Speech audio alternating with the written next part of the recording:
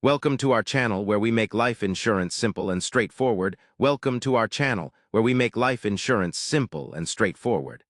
Applying for life insurance may seem daunting, but following a clear step-by-step process can help you secure your financial future with confidence. First, start by assessing your insurance needs. Consider your financial obligations, dependents, income, and long-term goals to determine the type and amount of coverage suitable for you.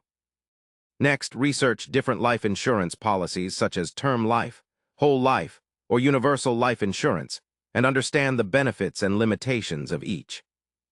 Once you have a clear picture of your needs and the suitable policy types, gather your personal and financial information.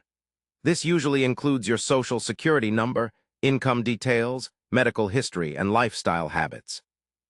After preparing your documents, contact insurance providers or brokers to request quotes tailored to your situation. Compare these quotes carefully while reading the fine print on premiums, policy terms, and exclusions.